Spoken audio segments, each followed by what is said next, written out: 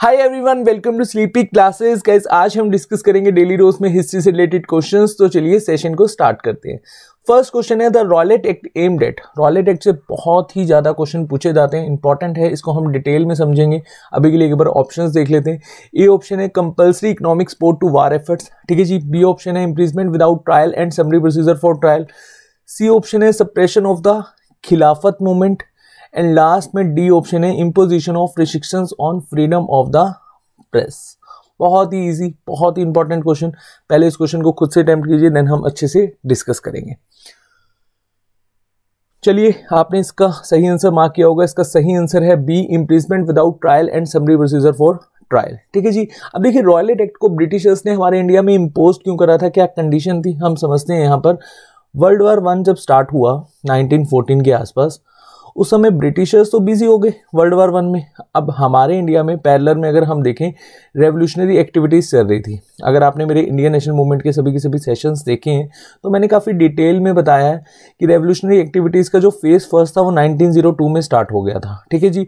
और अगर हम देखें, ये टाइम पीरियड वही है जब गदर पार्टी ने एक तरह से रेवोल्यूशनरी एक्टिविटीज़ करने के लिए ओपनली चैलेंज किया था, ठीक है। तो रेवोल्यूशनरी एक्टिविटीज़ हमारे इंडिया में हो रही थी। अब ब्रिटिशर्स चाहते थे कि इंडिया में रेवोल्यूशनरी एक्टिविटीज़ सप्रेस्ड हों, क्योंकि इनका ध्यान कहाँ पर है, वर्ल्ड वॉर 1 में, ठीक है जी। अगर ये एक्टिविटीज़ होती रही तो इनको सप्रेस्ड करना ब्रिटिशर्स के लिए बहुत ज़्यादा इम्पॉसिबल हो जाएगा। तो ब्रिटिशर्स ने आनन फानन में एक बिल पास करा, या फिर एक एक्ट पास करा, बिल नहीं, एक एक्ट पास करा, डिफेंस ऑफ इंडिया एक्ट 1915, ठीक है जी। ये फर्स्टली आया था 6 मंथ्स के लिए, लेटर ऑन इसको एक्सटेंड करा गया और 1918 में इनडेफिनेट पीरियड के लिए डिफेंस ऑफ इंडिया एक्ट को लागू कर दिया गया। या फिर आप ऐसे समझो, ये जो डिफेंस ऑफ इंडिया एक्ट था इसको कंसीडर करा गया रॉलेट एक्ट, ठीक है जी। तो रॉलेट एक्ट एक तरह का एडवांस वर्जन है डिफेंस ऑफ इंडिया एक्ट 1915 का, ठीक है जी। समटाइम्स ये भी आपके स्टेटमेंट में पूछा जा सकता है। अब रॉलेट एक्ट का एक और नाम है, ये आप मुझे कमेंट सेक्शन में बताइएगा, बहुत ही इंपॉर्टेंट है। समटाइम्स उससे भी क्वेश्चन आते हैं। पहले मैं यहाँ पर वही नेम आपसे पूछने लगा था, मतलब क्वेश्चन में, बट मुझे लगा कि आपको खुद से पता होना चाहिए। अगर आपको नहीं मिलेगा तो प्लीज़ कमेंट सेक्शन में बताइएगा, मैं वहाँ पर आंसर करूँगा। इंपॉर्टेंट है, आपके पेपर में आ सकता है, ठीक है जी। अब देखिए, प्रोविज़न क्या है रॉलेट एक्ट की, वो समझ लेते हैं।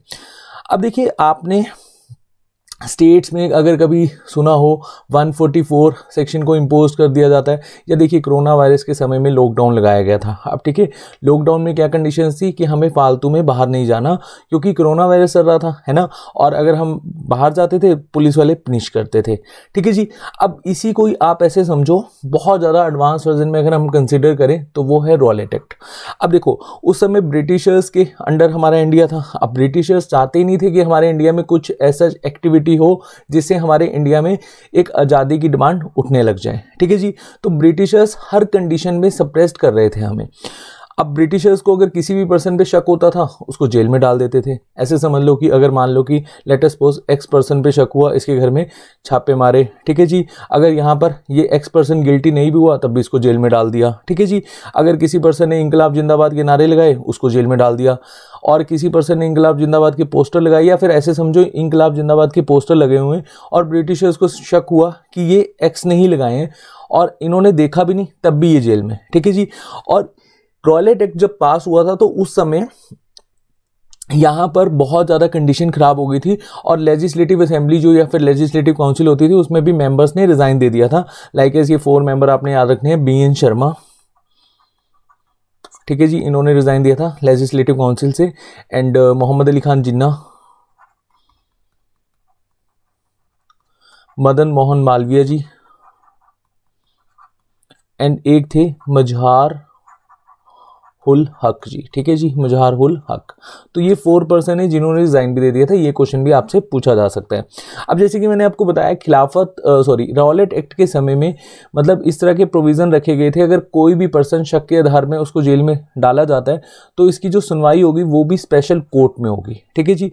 अब मान लो कि यहाँ पर एक एक्स पर्सन है, इसकी कोर्ट में सुनवाई हुई और ये पर्सन गिल्टी पाया गया, ठीक है जी, और ये अपने आप को इनोसेंट प्रूफ नहीं कर पाया, तो इसको ब्रिटिशर्स ने 2 साल की सज़ा दे दी। अब ये पर्सन कहीं पर भी जाकर मतलब अपील नहीं कर सकता। लेट अस सपोज ऐसे समझ लो कि अगर हम डिस्ट्रिक्ट कोर्ट में केस हार जाते हैं तो हमारे पास ऑप्शन होता है हाई कोर्ट चले जाओ, फिर ऑप्शन होता है सुप्रीम कोर्ट चले जाओ। यहाँ पर ऐसा सिस्टम था ही नहीं।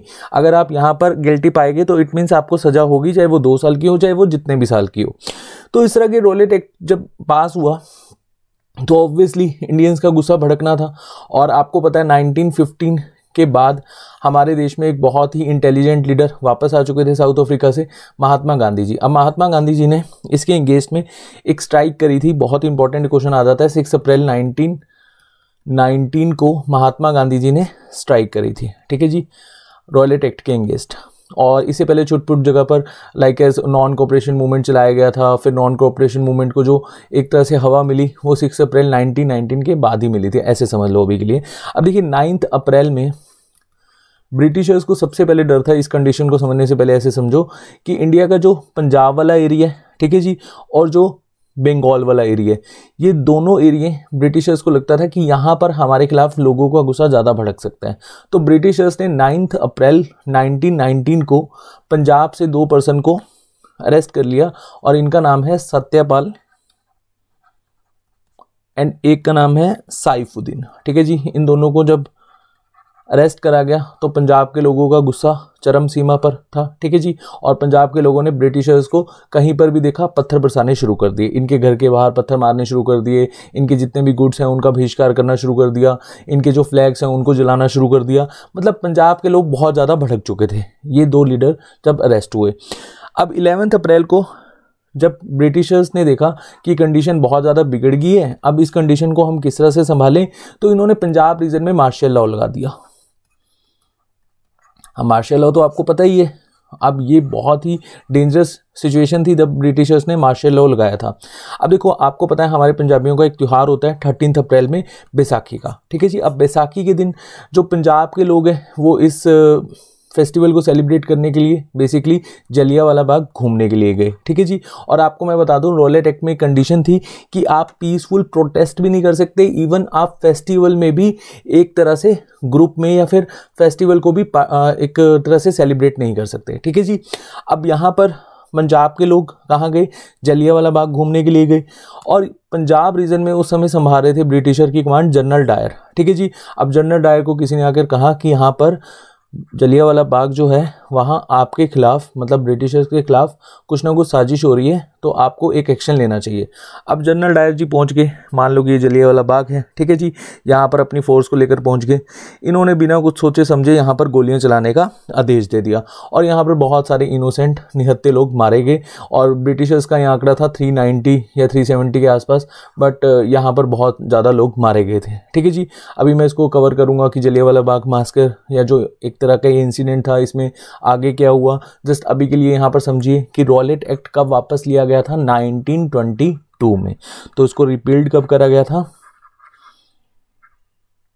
1922 में, ठीक है जी। बाकी यहाँ पर डिटेल इंफॉर्मेशन है, पीडीएफ अब आपको बहुत ही जल्द टेलीग्राम चैनल पर सभी की सभी पीडीएफ मिल जाएंगी। और जब ये पीडीएफ मिलेगी तो ये एक्स्ट्रा इन्फॉर्मेशन भी आपने नोट डाउन करनी है। उसके बाद सेकंड क्वेश्चन से पहले एक क्विज डिस्कस करेंगे। अगर आपने मंडे का मेरा सेशन देखा होगा जो ईपीएफओ में एक रिवीजन सीरीज चल रही है हिस्ट्री की, तो डेफिनेटली ये क्वेश्चन आपके लिए बहुत ईजी है। Which one of the following revolts was made by Bankim Chandra Chatterjee in his novel Anand Math, ठीक है जी। आनंद मठ जब आई थी उस समय ब्रिटिशर्स ने इसको बैन कर दिया था। लेटर ऑन जब हमारा देश आज़ाद हुआ तो इस पर बैन हटा दिया गया था। बट चलिए क्वेश्चन नहीं हमारा क्वेश्चन क्या है कि आनंद मठ में कौन से रिवोल्ट का जिक्र करा गया है। Bhil uprising, Rangpur and Dinapur uprising, C Bishnupur and Birbhum rebellion and D Sanyasi rebellion, ठीक है जी। तो आपको कमेंट सेक्शन में बताना है, थोड़ा सा आप डिटेल में भी बता सकते हैं, ठीक है जी, लेकिन आप इसका आंसर तो जरूर बताएंगे। और मैंने आपसे एक क्वेश्चन पूछा था रॉलेट एक्ट का दूसरा नाम क्या है, अगर आपको वो नहीं पता लगता तब भी आप कमेंट करेंगे, वहां पर मैं आंसर करूंगा। चलिए नेक्स्ट क्वेश्चन है the Hunter commission was appointed after the. देखिए हंटर कमीशन से 2 क्वेश्चन पूछे जाते हैं। अब आपने क्वेश्चन को पढ़ना है और साथ साथ यहाँ पर जो ऑप्शंस हैं उनको भी एक बार कंसीडर करना है। ए ऑप्शन है ब्लैक होल इंसिडेंट, बी है जलियांवाला बाग मास्कर एंड सी है अपराइजिंग ऑफ 1857 एंड डी है पार्टीशन ऑफ बंगाल। तो चलिए होपफुली अब तक आपने इसका सही आंसर दिया होगा।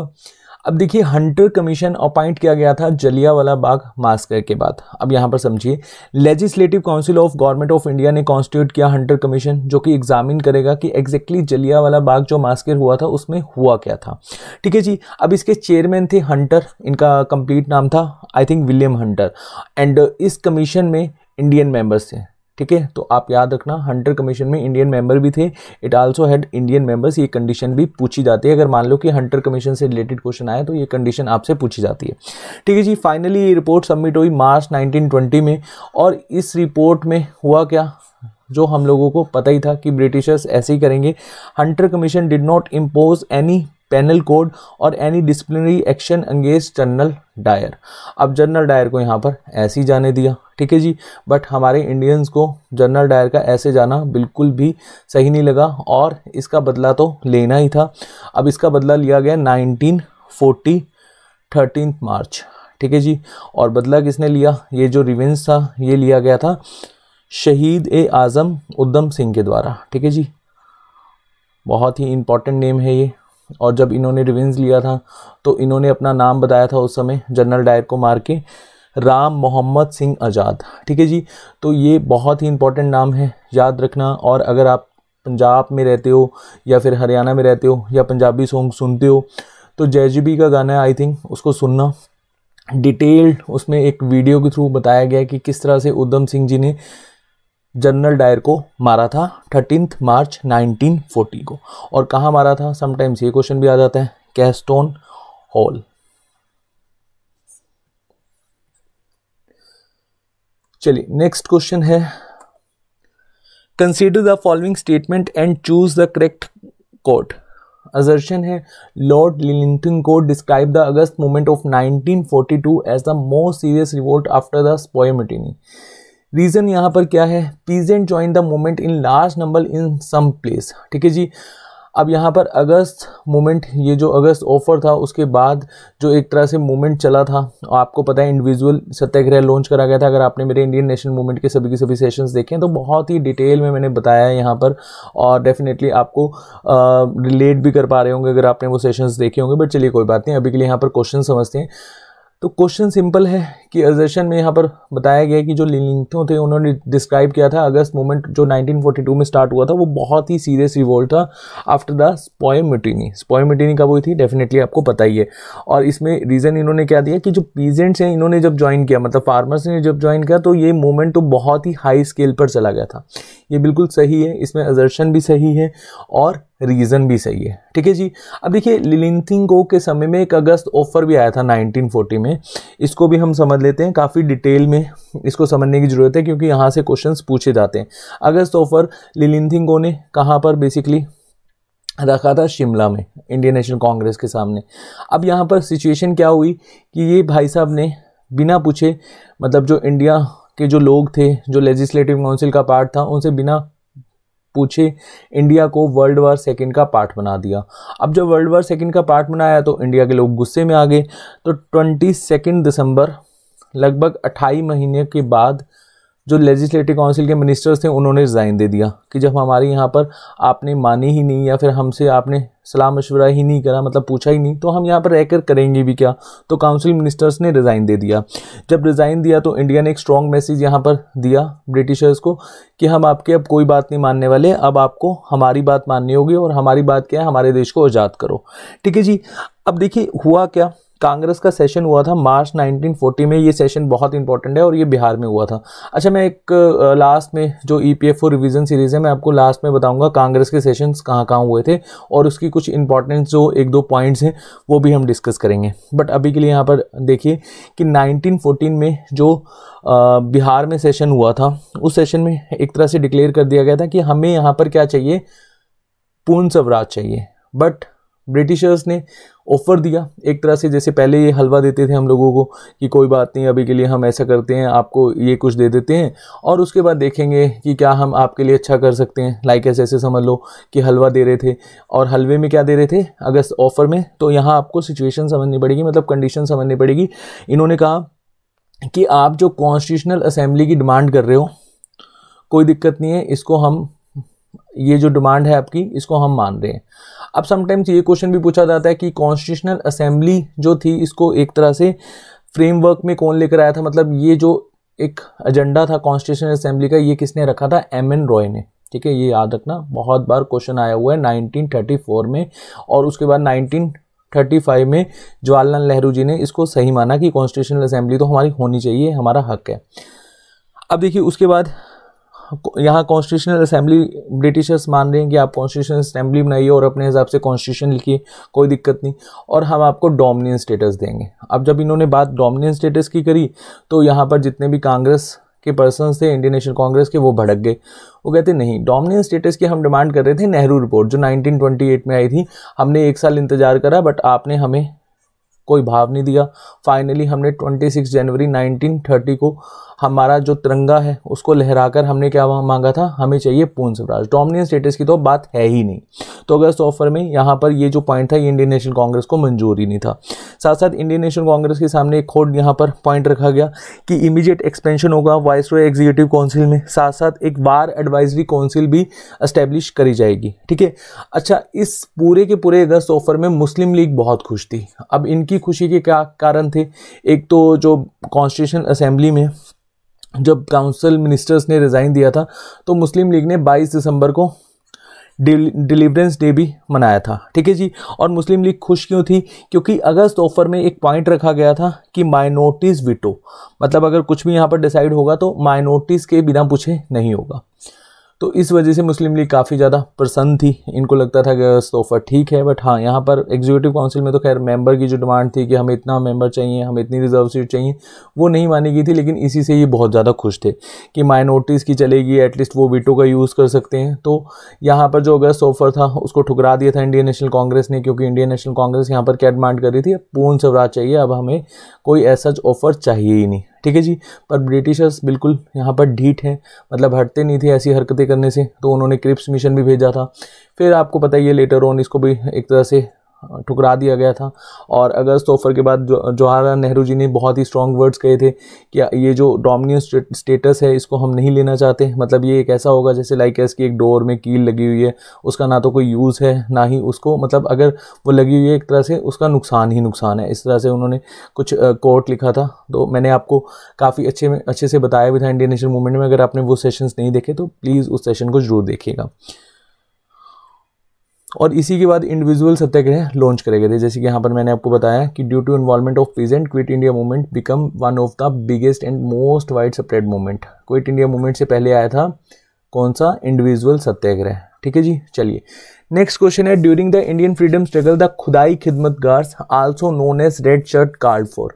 अब देखिए खुदाई खिदमतगार से बहुत क्वेश्चन आते हैं और ये बेसिकली क्या था इसको मैं समझाऊंगा। अभी के लिए एक बार ऑप्शंस देख लेते हैं। ए ऑप्शन है the union of Pashtun tribe areas on north west with the Afghanistan. B statement है the adoption of terrorist tactics method of terrorism final ousting the colonial rule. ठीक है जी। सी है the adoption of the communist revolutionary ideology for political and social reform. D है the Pathan regional nationalist unity and struggle against colonialism. ठीक है जी, बहुत ही ईजी क्वेश्चन है। डेफिनेटली आपने सभी के सभी स्टेटमेंट्स को रीड आउट करके इसका सही आंसर मार्क किया होगा। इसका सही आंसर है डी। ठीक है जी, Pathan regional national unity and struggle against colonialism. अब समझिए यहाँ पर कि जो खुदाई खिदमतगार थे ये बेसिकली कौन थे, और या फिर मैं आपको इसको थोड़ा सा डिटेल में समझा देता हूँ क्योंकि इससे क्वेश्चंस बहुत ज़्यादा पूछे जाते हैं। देखिए 1930s के आसपास खुदाई खिदमतगार जो अफ़गानिस्तान के बिल्कुल पास लगता एरिया, या फिर ऐसे समझो कि जो पाकिस्तान का नॉर्थ वाला एरिया है जहाँ पर पहाड़ हैं, तो यहाँ पर पठान्स रहते हैं, मतलब पश्तून ट्राइब रहती है। ठीक है, तो यहाँ पर एक लीडर हुए पश्तून ट्राइब में जिनका नाम है अब्दुल गफ़ार खान।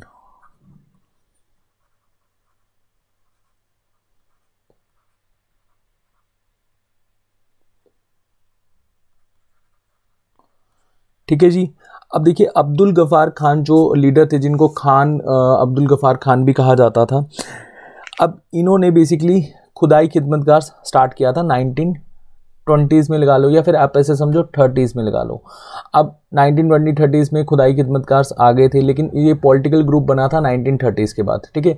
तो 1936 का जो इलेक्शन था, 1937 का जो इलेक्शन था और 1946 का जो इलेक्शन था, उसमें भी खुदाई खिदमतगार ने पार्टिसिपेट किया था।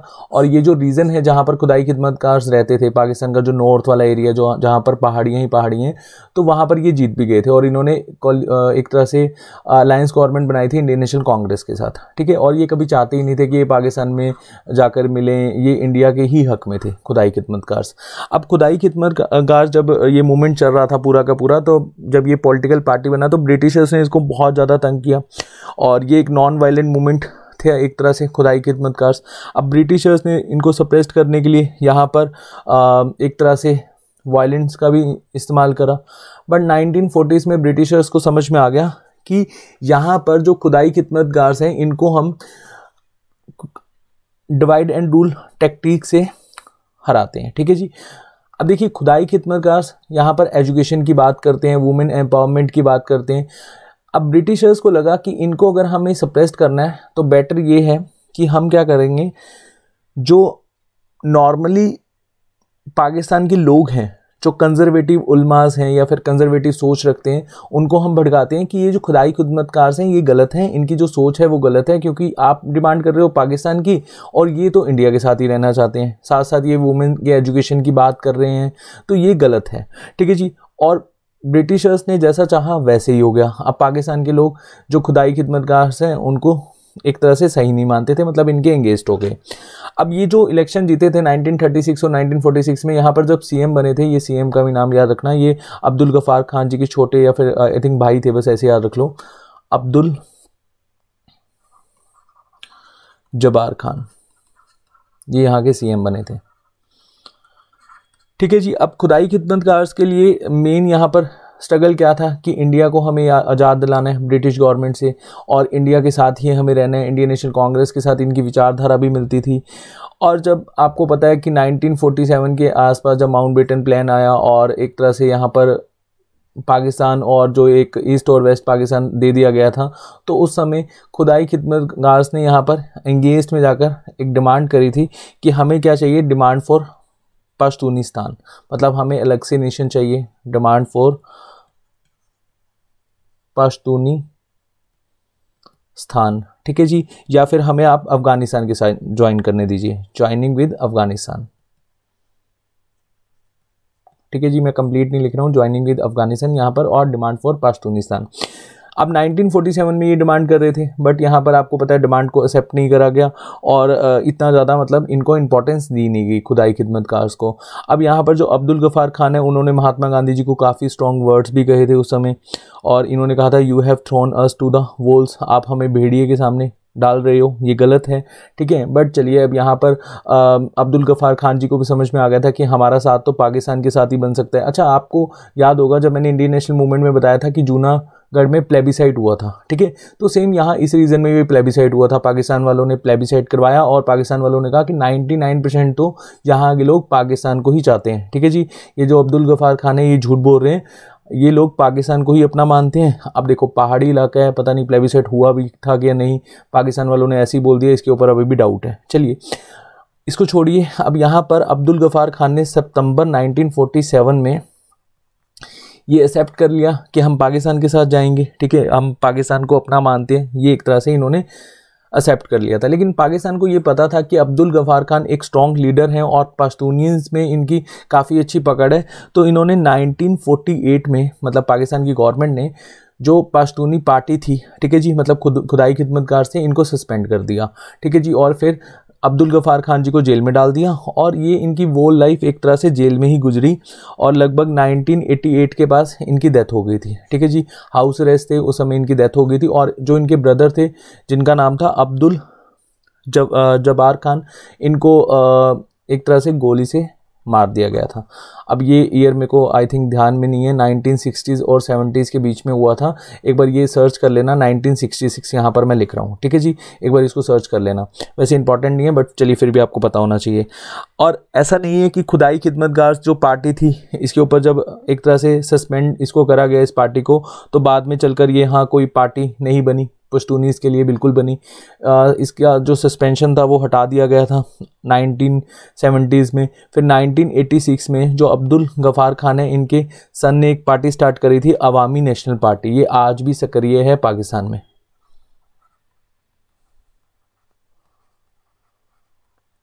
और as you know, Abdul Gaffar Khan ji को फ्रंटियर गांधी भी कहा जाता है, बच्चा खान भी कहा जाता है, बादशाह खान भी कहा जाता है। इनके बहुत सारे नेम हैं, इनको याद रखना। और इंडिया की तरफ से इनको भारत रत्न भी दिया गया था। कब दिया गया था भारत रत्न? 1987 में। ठीक है जी, हाईएस्ट सिविलियन अवार्ड इनको दिया गया था 1987 में। चलिए, होपफुली ये सभी की सभी इन्फॉर्मेशन आपको समझ में आई होगी। काफ़ी डिटेल में हम इसलिए समझ रहे हैं क्योंकि 5 ही क्वेश्चन हैं, और 5 क्वेश्चन को अगर हम डिटेल में समझेंगे तो आपकी एक तरह से रिवीजन भी हो जाती है। चलिए, आज का लास्ट क्वेश्चन, वो among the following presided over the Buddhist council held during the reign of Kanishka at Kashmir. ठीक है जी, पारस्व, सुदरका, नागार्जुना, वासुमित्रा। बहुत ही ईजी क्वेश्चन है, इसका आंसर दीजिए। चलिए, होपफुली अभी तक आपने इसका आंसर मार्क किया होगा। इसका सही आंसर है वासुमित्रा। ठीक है जी, वासुमित्रा के साथ साथ एक यहाँ पर आपने नाम याद रखना है, अश्वघोष। समटाइम ये भी आपके ऑप्शंस में दिया जा सकता है। ठीक है जी, अब देखिए, फर्स्ट बुद्धिस्ट काउंसिल कहाँ पर हुई थी, ऐसे क्वेश्चंस आपसे पूछे जाते हैं, तो आपने याद रखना है 483 BC में जो फर्स्ट बुद्धिस्ट काउंसिल हुई थी। और कौन सी प्लेस में हुई थी? सतापानी केव्स, या फिर आप कैपिटल भी लिख सकते हैं डायरेक्ट, राजगृह। और किसके समय में हुई थी? अजात शत्रु के समय में। ये हरेंका डायनेस्टी से थे। ठीक है जी, जो 600 BC के बाद जब डायनेस्टी रूल आया था यहाँ पर इंडिया में, मतलब 16 स्टेट्स में या 16 महाजनपद में हमारा इंडिया डिवाइड हो गया था, तो मगध वाले रीजन में सबसे पहले हरेंका डायनेस्टी ही रूल करती थी। ठीक है जी, अजातशत्रु रूलर थे उस समय जब फर्स्ट काउंसिल हुई 483 BC में। और चेयरमैन कौन थे? महाकश्यप। ठीक है जी, महाकश्यप। उसके बाद 383 BC, 100 साल के बाद सेकेंड बुद्धिस्ट काउंसिल हुई। सेकेंड बुद्धिस्ट काउंसिल कहाँ पर हुई थी? वैशाली में। और ये किसके समय में हुई थी? काल अशोका के समय में। काल अशोका कौन से डायनेस्टी से रूल करते थे? शिशुनाग डायनेस्टी। ये हरेंका डायनेस्टी के बाद ही आई थी, शिशुनाग डायनेस्टी। ठीक है जी, और इस समय चेयरमैन कौन थे? सबाकामी।